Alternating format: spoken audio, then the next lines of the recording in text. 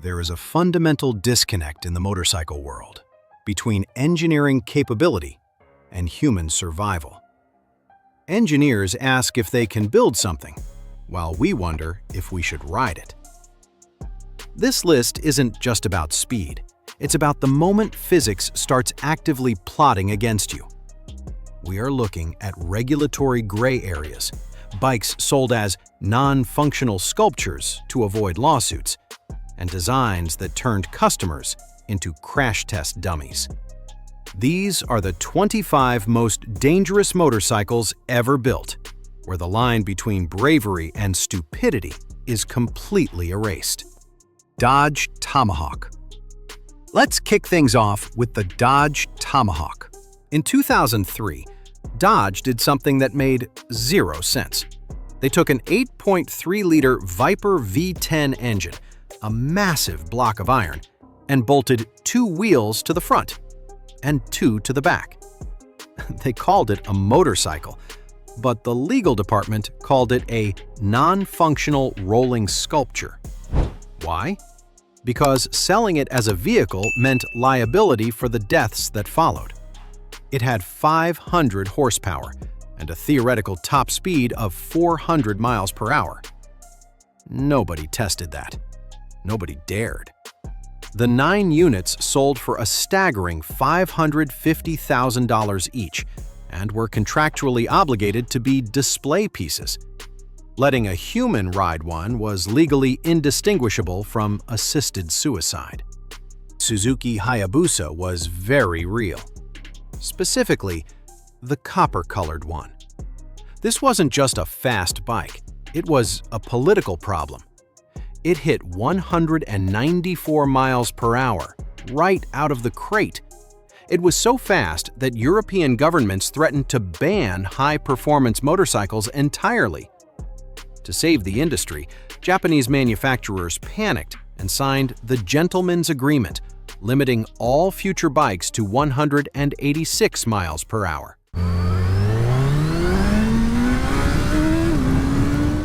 The name, Hayabusa, is Japanese for peregrine falcon, a bird famous for diving to hunt blackbirds. When you rode one, you weren't just piloting a motorcycle. You were strapping yourself to a 173 horsepower missile that made highway patrol officers break into cold sweats. The Ninja H2R. This thing puts out over 300 horsepower. It is strictly banned from public roads, not because of emissions, but because it's a weapon. Those wings on the front aren't for style. They keep the front tire on the pavement. Kawasaki actually puts warning stickers on the tank telling owners that the bike requires tire warmers and specific track conditions, or it might kill you. It's a supercharged middle finger to safety regulations. Those winglets generate massive downforce, theoretically enough to drive the bike upside down in a tunnel, though you'd have to be insane to try. PGM V8. It is what happens when you have too much free time and a welding torch. They took 2 Yamaha R1M engines and mashed them together to create a 2.0-liter V8. It produces 335 horsepower in a naked chassis. That means no wind protection. You are holding onto a handlebar while straddling an engine that wants to tear your arms out of their sockets. PGM famously stated that the bike's performance is measured by how brave you are, which is engineer speak for, we don't know the top speed because nobody has held the throttle open long enough to find out. Next is the BMW HP4 Race. They built the entire frame out of carbon fiber. It's incredibly light, but it's also a track-use-only machine. That designation is a legal shield. If you crash this on the street, BMW isn't responsible. The maintenance schedule is insane. The engine needs a full rebuild every few thousand miles, like a fighter jet. It's precision engineering with zero tolerance for human error. The carbon fiber frame weighs just 7.8 kilograms. It represents German efficiency applied to the concept of danger. CR700. It uses a rotary engine. Rotary engines are famous for two things: making incredible power for their size and having absolutely zero engine braking. When you let off the throttle, it doesn't slow down, it just keeps coasting. It produces 220 horsepower from a 700cc engine. That's 320 horsepower per liter. But without the reciprocating mass of pistons to help slow you down when you close the throttle, you barrel into corners with terrifying speed. It requires a completely different riding style, and if you try to ride it like a normal bike, you'll run out of track very quickly. Kawasaki ZX14R. This was the answer to the Hayabusa, a long, heavy, guided missile. In a straight line, it's stable, but the moment you try to corner a bike with this much wheelbase, physics fights back. Weighing over 500 pounds fully fueled, it is essentially a geological force contained within a frame. The 1,441cc engine produces heat that could cook eggs, and at highway speeds, the sheer mass means that once it decides to go in a direction, stopping it is a negotiation, not a command. The Kawasaki H2 750. Before this bike, that term was hyperbole. The H2 made it a statistical reality. Kawasaki built a savage 750cc three-cylinder engine and bolted it into a frame with the structural integrity of a wet noodle. Riders described the sensation as a hinge in the middle. In a high-speed sweeper, the frame would physically flex, sending the front wheel on a different trajectory. It was fast, cheap, and lethal. 75 horsepower doesn't sound like much today, but combined with primitive tires and useless drum brakes, it was a perfect storm. Suzuki tried to reinvent suspension with the TL1000R and ended up reinventing the crash. They used a rotary rear damper mounted right next to the scorching exhaust. The damper oil would overheat, expand, and the unit would seize solid mid-ride. With zero rear suspension, the bike's geometry collapsed. The handlebars would oscillate hard enough to break your wrists. It turned a promising machine into a mechanical nightmare. The Maico 700. You should be thankful if you haven't ridden one. This was a 700cc two-stroke dirt bike designed to haul heavy sidecars. When they dropped it into a solo bike frame, the vibration was enough to numb your hands in minutes. The compression was so immense that if you hesitated during the start, the kickback would shatter your ankle.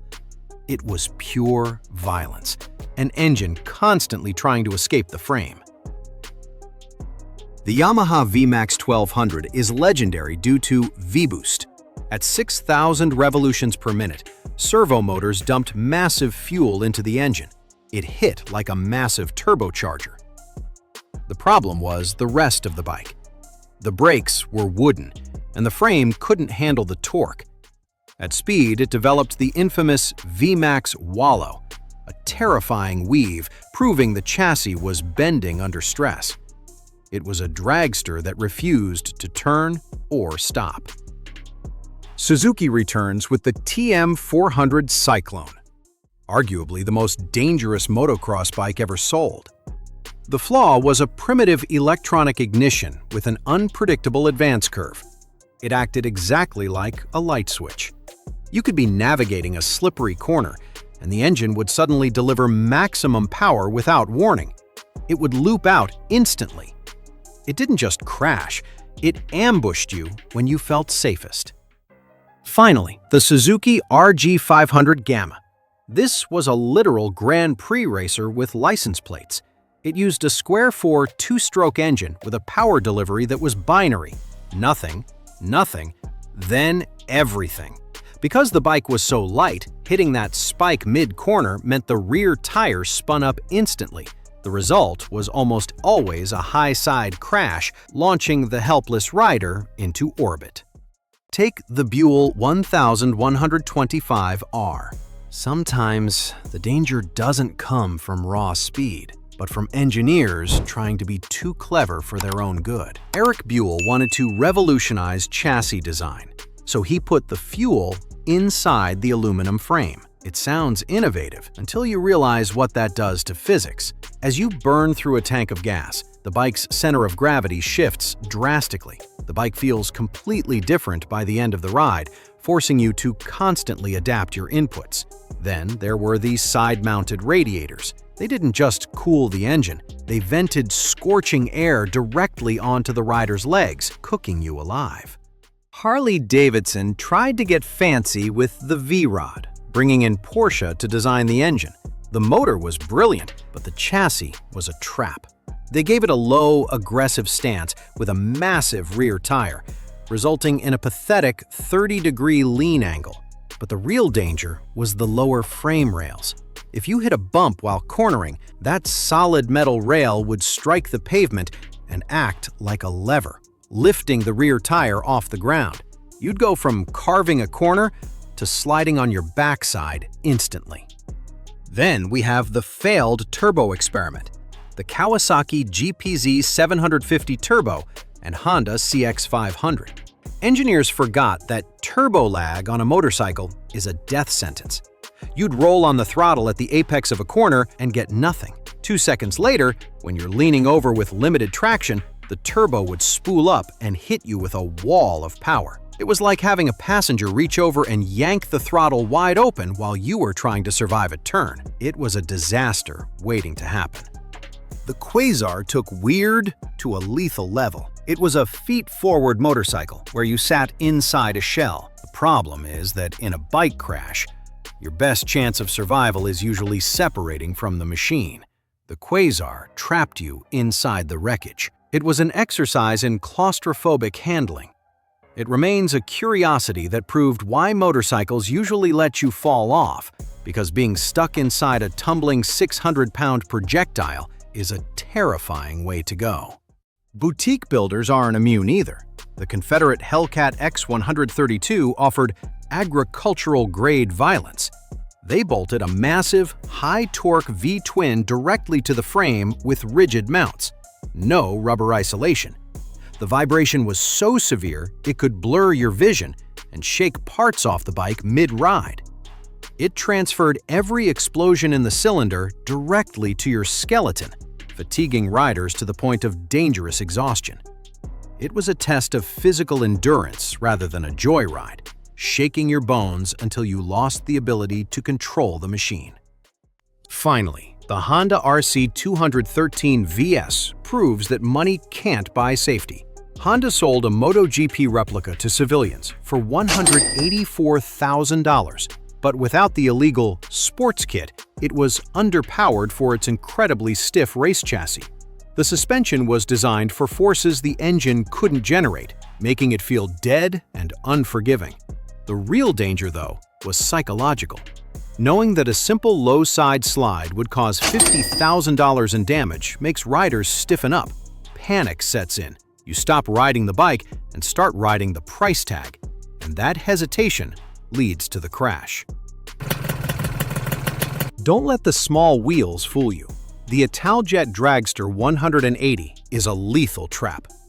Most people approach scooters expecting a gentle commuter, but this is a violent 180cc two-stroke engine stuffed into a trellis frame that weighs less than a mountain bike. It has a power-to-weight ratio that embarrasses sports cars. The real danger, however, is the hub center steering. It separates braking forces from suspension, which sounds brilliant, but it provides zero feedback to the handlebars. You don't feel the front tire slipping until you are already sliding on your face, wondering why the cute scooter just bit you. Then there is the KTM 1290 Super Duke R. KTM called it the Beast, and for once, it wasn't hype. The danger here is pure, unadulterated torque. The engine produces so much twisting force that the front wheel is allergic to the ground. It will power wheelie in third gear without you even asking for it. Because it's a naked bike, there is absolutely no wind protection. At 150 miles per hour, the wind blast is trying to rip you off the bars, making the bike unstable just as you need to be most precise. It turns every ride into a physical wrestling match. The Yamaha R1M represents a more subtle, modern danger. The cross-plane crankshaft engine has a droning exhaust note that masks your true speed. You think you're doing 80, but you're actually doing 140. The bike is dripping with electronics, slide control, lift control, traction control. It creates a God complex. You start believing you are a better rider than you are because the computer is fixing your mistakes. But if those systems glitch, or if you turn them off to feel pure, you are suddenly wrestling 200 horsepower with skills that haven't earned it. Ducati's 1199 Panigale S took minimalism too far. They ditched the frame entirely, bolting the steering head and swing arm directly to the engine block. This makes the engine a stressed member, but it also means there is no insulation between the combustion and your body. The exhaust loop coils under the seat, turning the saddle into a frying pan that roasts your inner thighs until you lose concentration. The ergonomics force your head down, restricting your view and physically exhausting you before you even hit the twisties. The Triumph Speed Triple 1050 defined the hooligan category. And that's the problem. The torque curve is perfectly flat, meaning you have maximum punch everywhere. It begs you to behave badly. The geometry puts so little weight over the front end that hard acceleration makes the steering light and flighty. It encourages you to pop wheelies and drift out of corners, turning every morning commute into a felony or a hospital visit. Finally, the MV Agusta F4 CC. This is the danger of beauty distracting you from physics. It is art, but the riding position is medieval torture designed strictly for the track. On the road, it breaks your wrists. The suspension is rock hard, but the real danger is the price tag. When you are riding a bike that costs as much as a house, you ride stiff. You are terrified of scratching it. That tension makes you freeze up in corners, causing the exact crash you were trying to avoid. These machines represent the absolute edge of what is physically possible on two wheels. While modern bikes use algorithms to save you, the older Widowmakers on this list watched you crash with indifference. The responsibility always lies with the rider, but the ambition of the engineer often writes checks our survival instincts can't cash. Which of these death traps would you actually dare to ride? Let us know in the comments, and subscribe for more untold stories.